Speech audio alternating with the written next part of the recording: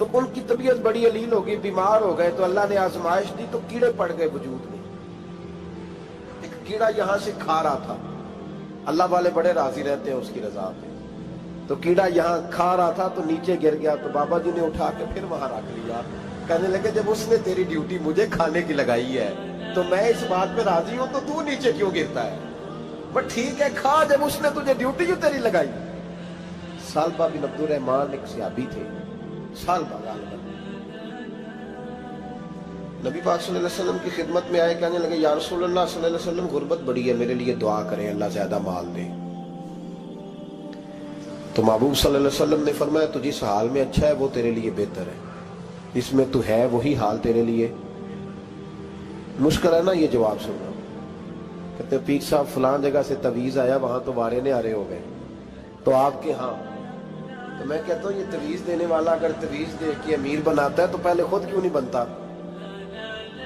یہ خود تو 150 کا تویز بیچ رہا ہے، اپنی بیچارے کی حالت یہ ہے۔ اگر اتنا ہی تویز اس کا چلتا ہوتا تو پہلے 5 کیوں پجاروں اس کے دروازے پہ کھڑی ہو۔ عجیب چکر ہے، اور عجیب جگہ لوگ الجھ گئے، سمجھتے ہی نہیں بات کو۔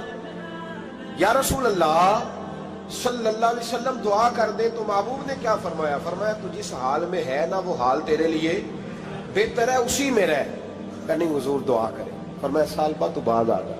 حضور دعا کرے۔ فرمایا تو باز آ جا۔ 2-3 دفعہ کہا، ضد کی۔ محبوب نے فرمایا جا پھر اللہ تجھے زیادہ پیسے دے گا۔ چند بکریاں خریدی، اتنی برکت ہوئی کہ بکریوں کے ریوڑ بن گئے۔ پھر کچھ بکریاں بیچ کے گائے خرید لی، ان کے بھی ریوڑ ہو گئے۔ پھر کچھ اونٹنیاں لے لی، ریوڑ ہی ریوڑ۔ پہلے 5 وقت مسجد میں آتے تھے، اب فجر اور عشاء رہ گئی۔ پھر مال زیادہ ہوا تو مدینے شہر میں کوئی جگہ ہی نہیں، مدینے سے باہر حویلی خریدی، پھر جمعہ ہی رہ گیا۔ جمعے کے جمعے آتے، زکوٰۃ کا حکم آیا۔ میرے نبی کریم علیہ السلام نے حضرت ابو ہریرہ کو بھیجا، فرمایا جا اسے کہہ تیری زکوٰۃ بنتی ہے 2.5%۔ 10 کروڑ روپیہ ہو تو کتنی زکوٰۃ بنتی؟ بھئی 1 کروڑ کی 2.5 لاکھ ہوئی نا، تو 10 کروڑ کی کتنی ہوئی؟ تو بڑی مصیبت ہے جب بینک سے میسج آتا ہے نا کہ 25 لاکھ نکل گیا تیرے اکاؤنٹ سے، بہت بڑی مصیبت، بڑی ٹینشن ہوتی ہے۔ ایک صاحب میرے پاس آئے، ان کی زمین اچانک مہنگی ہو گئی، اچانک پہلے کچھ 15-16 لاکھ کی ایکڑ زمین تھی، پھر وہ کروڑ کی ہو گئی۔ تو میرے پاس آئے، کہنے لگے وہ 10 کروڑ روپے بنتے ہیں تو زکوٰۃ، تو میں نے کہا آپ نے کیا کیا؟ زری زمین پہ عشر آتا ہے، اس پہ زکوٰۃ نہیں آتی، تو آپ نے کیا کیا؟ کہنے لگے وہ کچھ سوسائٹی کے رول کے مطابق میں نے فائلیں وغیرہ لے لی ہیں، اب میں نا کبھی موقع آئے گا تو ان کو بیچوں گا۔ تو میں نے کہا اب تو آپ کا یہ مال ہو گیا بزنس کا، تو اب تو اس پہ زکوٰۃ آئے گی۔ 10 کروڑ پہ جب 25 لاکھ سنا تو کہنے لگے فوراً دینی پڑتی ہے کہ تھوڑی تھوڑی سے بھی کام چل جاتا ہے؟ تو میں ان کا چہرہ دیکھنے لگا، میں نے کہا نہیں وہ تو آپ کو پتہ ہے، ویسے حضرت عمر فرمایا کرتے تھے بانٹ کے نہ دو، کوشش کرو کسی ایک کو ہی دو، چلو کسی کا تو کچھ بچ جائے، تو ایک کو ہی دینی چاہیے۔ کہنے لگے تو مطلب یہ ایسا ہی حکم ہے؟ میں نے کہا آپ کسی اور سے تحقیق کر لیں۔ اب یہ بھائی لیتے وقت نہیں تجھے ٹینشن ہوئی کہ 15 لاکھ کا کروڑ ہو گیا، تو اس وقت نہیں تو نے کہا کہ یا اللہ، تو یہ کیسی سوچ ہے مسلمان؟ کس طرح کا اس کا؟ ہمارے ہاں جب کسی آدمی پہ حالات خراب ہوتے ہیں نا تو سب سے پہلے وہ اس طرح کرتا ہے کہ جو میں کہیں اللہ کے رستے میں دیتا ہوں پہلے اسے بند کروں۔ جس رستے تجھے آ رہا تھا پہلے تو نے وہ رستہ بلاک کیا۔ حضرت اسماء بنت ابی بکر صدیق کہتی ہیں میں حضور کو مسجد کے لیے، ادارے کے لیے، صحابہ صفا کے لیے کچھ دے رہی تھی، تو میں نے گننا شروع کیا تو حضور مسکرانے لگے۔ حضور مسکراتے کیوں ہیں؟ تو فرمانے لگی، محبوب فرمانے لگے اسماء اللہ کے رستے میں گن گن کے نہ دیا کر، ورنہ وہ بھی تجھے گن گن کے دے گا، تو اس کے رستے میں بے حساب دے، وہ بھی تجھے بے حساب ہی عطا فرمائے۔ لیکن پہلے یہ والا پہلے دروازہ بند کرو، یہاں سے پیسے ختم ہو رہے ہیں، تو اس طرح کرنا بھائی۔ اس دفعہ سوٹ ذرا گرمیوں والے نہ خرید، لیکن جو تو اللہ کے رستے میں دے رہا ہے اسے دیتا رہے۔ لیکن ہم اپنا نقصان کرتے ہیں، زیادتی کرتے ہیں اپنے ساتھ۔ میں نے آپ کو پہلے بھی بتایا تھا پیار کی بولی ہے، پھر بولتا ہوں۔ ایک بڑے بڑے پیار والے دوست ہیں، ایک دفعہ مجھے کہنے لگے کہ آپ کئی دفعہ اعلان کرتے ہیں تو مجھے اچھا نہیں لگتا، اور آپ ادارہ بھی بہت زیادہ بننے والا ہے، بڑی چیزیں میں دیکھتا ہوں جو ہوں تو بڑا نظام اچھا ہو جائے، آپ دعا کریں اللہ مجھے پیسے دے تو میں بڑے سارے خرچ کروں گا اس کے راستے میں۔ تو میں نے کہا یا اللہ اسے 10 کروڑ دے، یہ 9.5 کروڑ تیرے رستے میں دے دے گا۔ تو چپ کر گیا، جس طرح آپ نہیں کر گئے سارے، چپ کر گیا وہ بھی۔ اس نے کہا جی نہیں جی انشاءاللہ کریں گے۔ تو میں کیا پلیا جی تے دعا پہ ہوں دیا، ابھی تو وہ آئیں گے تو تب دیکھی جائے گی، تو یہیں اڑ گیا ہے۔ یعنی 9.5 کروڑ اللہ کے رستے میں خرچ کرنے کی دعا پہ بھی آمین کوئی نہیں کہتا کہ چلو آمین ہی کہہ دیں۔ تو میں کہا تینوں تے 50 لاکھ بچتا سی پیا، لیکن تو اس سودے پہ تیار ہے۔ جب یہ سوچ ہوتی ہے، یہ غلط سوچ ہے، یہ بات تو اگر تم مسکرانے والی، لیکن یہ سوچ صحیح نہیں۔ حضرت عثمان غنی رضی اللہ تعالیٰ عنہ کہتے ہیں جس وقت نبی پاک صلی اللہ علیہ وسلم نے اعلان کیا نا جنگ کے موقع پر کہ 800 سپاہیوں کا خرچہ چاہیے، کہتے ہیں میرے پاس 600 کا تھا۔ یہاں ایک روایت میں حضور نے 1000 کا اعلان کیا تو میرے پاس 800 کا تھا۔ جب 2-3 دفعہ نبی پاک نے اعلان کیا تو کہتے ہیں میں نے کھڑے ہو کے کہا یا رسول اللہ پورا 800 میری طرف سے۔ کہتے ہیں میں نے 200 سپاہی کا خرچہ ادھار اٹھایا، لیکن پورے 2 مہینے نہیں گزرے تھے، رب کریم نے مجھے کئی گنا کر کے پیسے واپس عطا فرما دیے۔ پر بات تو یہ ہے کہ تیری وہاں لو لگی ہو، تو تجارت کرتا ہے ان لوگوں کے ساتھ جو کیا دے سکتے۔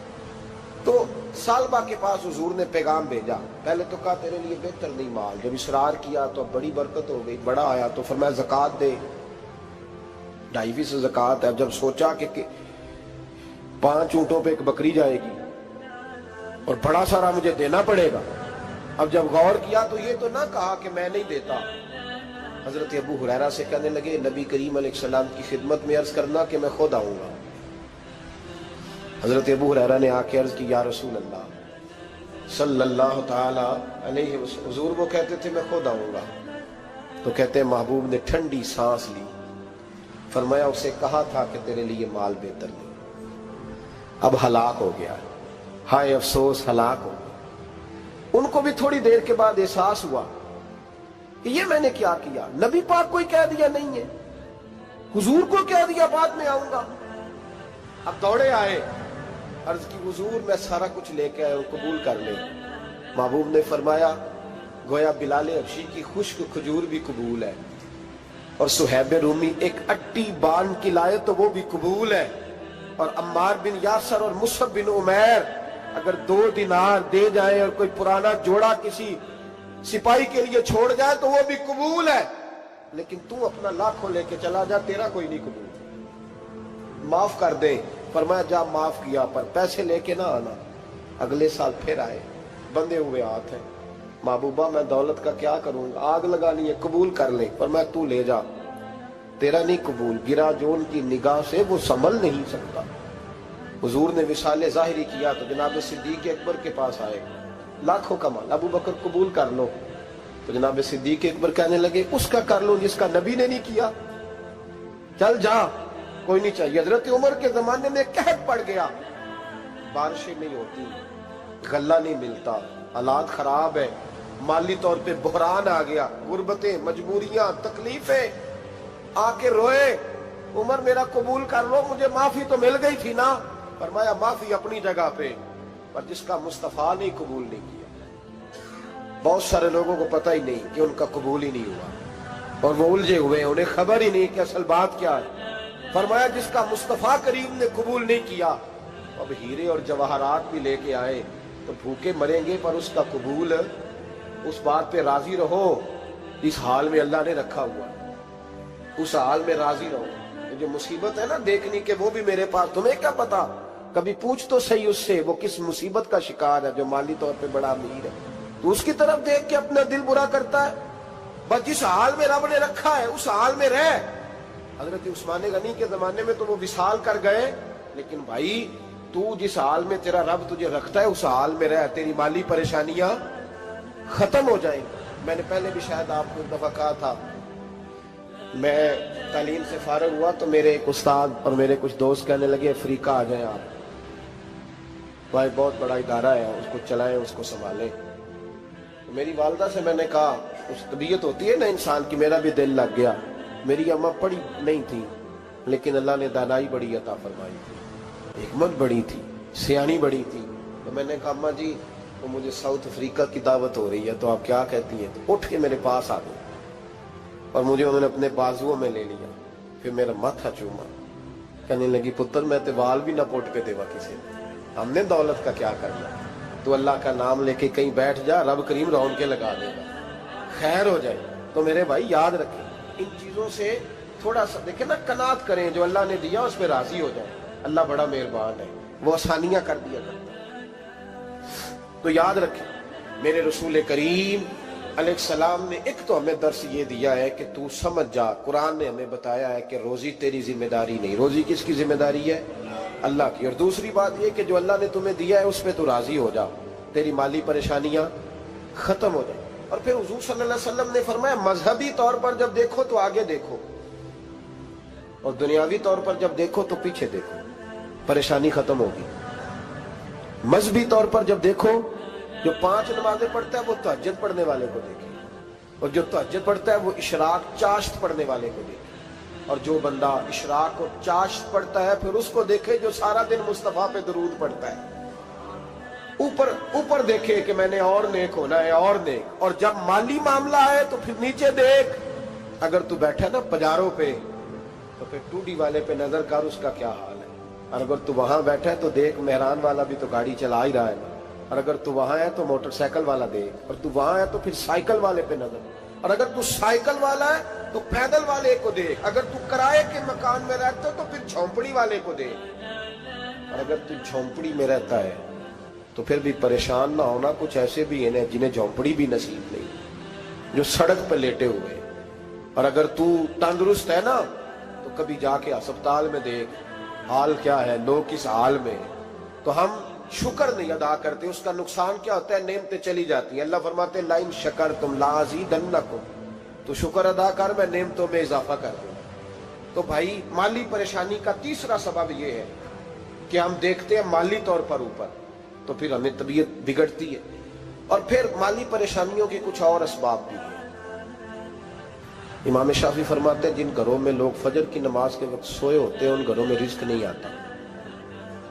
आप फरमाते हैं फजर का वक्त अल्लाह के देने का वक्त है, उस वक्त अल्लाह बांटता है। हुजूर सल्लल्लाहु अलैहि वसल्लम का फरमान है ना हदीस में कि तहज्जुद के वक्त अल्लाह पहले आसमान पे नुज़ूल जलाल फरमाता है जो उसकी शान के लायक है तहज्जुद के वक्त, और वो कहता है मांगो मैं तुम्हें अता करूंगा। लेने की बारी आए तो बंदा समेट समाट के अंदर घुस जाए। हमारे यहाँ ये होता है कि इशा के बाद बच्चे बैठते हैं मोबाइल लेके, तहज्जुद का वक्त आता है तो उनकी आंखें बंद होनी शुरू होती, तो लेने के वक्त तो तू सोया था, तेरा मसला कैसे हल होगा भाई? जब कोई आदमी खैरात बांट रहा हो तो जो प्याला पीछे कर ले उसे मिलेगा? कहते उस वक्त आना जब मैं बांट रहा था, अब तो किधर आ गया है? मिसाल दे रहा हूं। तो फजर का वक्त मांगने का है, तो सारी रात तो गुजर गई गेमें खेलते, टीवी देखते, और जो लेने का वक्त था तू सो गया, तो कैसे आएगा तेरे पास? तो उठे सवेरे, बंदों से मांग के देख लिया, बड़ी इज्जतें खराब हुई। फजर का वक्त उठ के झोली फैलाए। मेरे रसूल पाक अलैहिस्सलाम फरमाते हैं, रब फरमाते हैं जब बंदे मेरे